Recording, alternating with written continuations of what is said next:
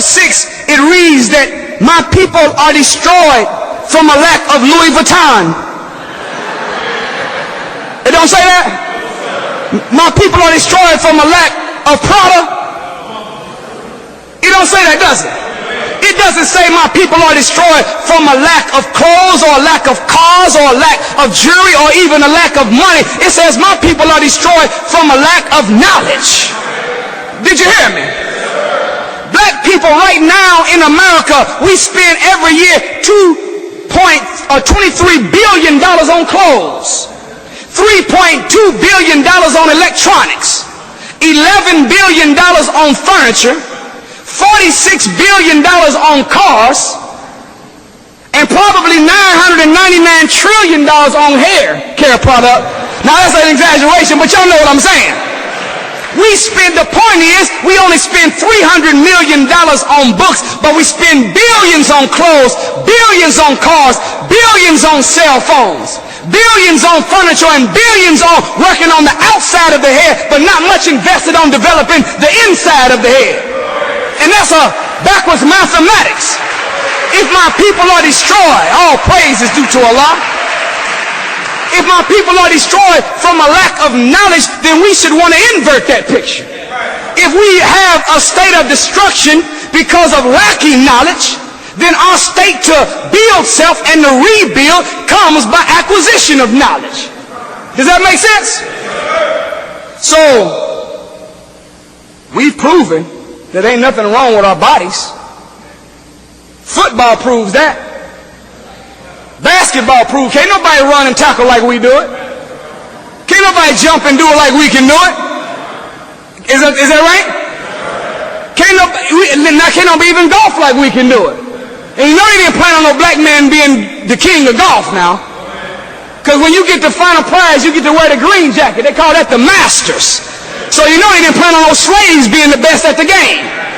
Turn on tennis. Can't nobody do it like Venus and Serena. Can't nobody do it like Tiger Woods. Nobody's done it like Jordan. Nobody can do it like LeBron, and nobody can do it like Kobe. We have the body. The problem is there's something wrong with our minds. In nature, whenever there's a mammal or an insect that has physical power but lacks mental strength, they consider that animal or insect to be a victim of what is called premature cognitive commitment. That means that they can take an elephant as a baby and tie an elephant to a string. And as that elephant tries to break that string as a baby, every time it's unable to go free, it sends a message to its memory bank that I cannot break this string. As time goes on, when the elephant becomes full grown, big enough to pull up the string and the whole tent down, the elephant can still be bound by that little string, not because of something wrong with the legs or the back or the trunk, but something wrong with the mind of the elephant. They took fleas and put them inside of a jar, put a piece of plastic over top the jar. When the fleas jumped up and hit their head on the plastic, they began to send a message to themselves that this is as high as we can jump. One day you can remove the plastic and the fleas will never jump out of that jar. They will continue to jump to the same level, not because there's something wrong with the flea's legs, but because something has happened to the mind of the flea. You can put fish in an aquarium, put a piece of glass in between the aquarium, and the fish will swim, and every time they are stopped at that said spot, they will return and they will send a message to themselves that this is as far as I can swim. One day you can remove the glass and the fish will keep turning around at that same spot. Nothing wrong with the gills. Nothing wrong with the fins. It's something wrong with the mind of the fish, the mind of the flea, the mind of the elephant. Ain't nothing wrong with our body, brothers and sisters. It's something wrong with our mind that has us not getting what it is that we should be receiving. Y'all with me? However, there's one neutralizing force that if you put it on that elephant, that flea, or that fish, they're going to break through. All you got to do is put a little fire on one side of that aquarium. Put a little fire underneath that jar. Catch that tent on fire at the circus. And the elephant gonna pull the tent down, stomp the people, smash the cars, and the flea gonna jump out the jar, and the fish gonna swim to freedom. Well, that's why all praise is due to Allah. That's what we need right now as a people. we need the fire put on us. So Allah, God promised that he was going to put fire on America. Fire designed to chastise and burn our enemy.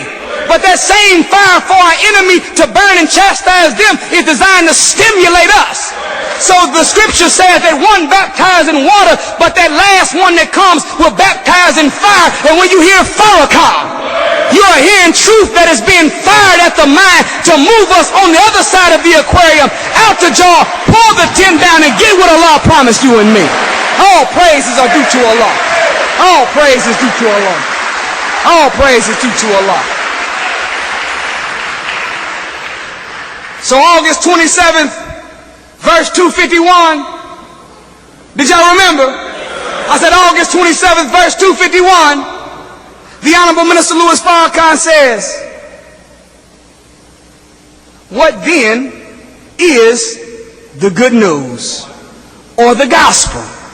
He said the good news or the gospel is we no longer have to walk around with a self-destructive mind. We can exchange it for a new mind. Exchange means to trade it in. Is that right? Get rid of one and get something new in the place of that one. For Jesus is coming to offer a new mind free from aberration. First to a specific people, then to the entire world of man.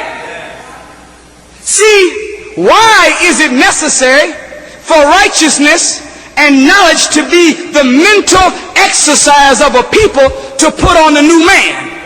And why is it necessary to put on a new man? Allah's God made a promise in Revelations. And we know Allah's word is what? It's bond.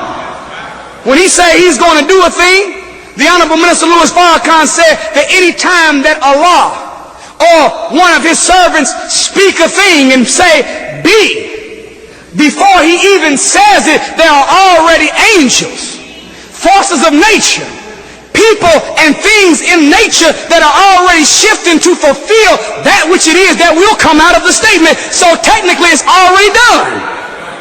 Did you hear me? Well, if the scripture says, God's promise, that he says, I will make all things new. Well, things don't create themselves. Things come from men and women. Is that right? So before you can have all things made new, the people have to be made new. And people aren't made new from the outfit they put on, or the cell phone they have in their pocket, or the car they drive, or the money they have in their bank account. People are made new when they have a new mind. So in order for all things to be made new, it has to follow a certain pattern. New mind got to come to make a new man. Then the new man's got to make all the things new. So in order for God to make his word bond, he can't make all things new without using the matter of human beings as the vehicle and the tool for his word to be made bond. Y'all with me? So whenever he says we will be a specific people, and then all man in general, we have been called out of the world to become the vessels, the vehicle, the tools in the hand of God by which he can put his mind or his energy or his spirit or his power in us, that he can use this body, this brain to move matter, energy, space, and time to make a whole new universe. Man, that's a heck of a thing to be called to. Y'all with me? He goes on to say that the mind we presently have has been ordered by that which is contrary to the nature of its creation.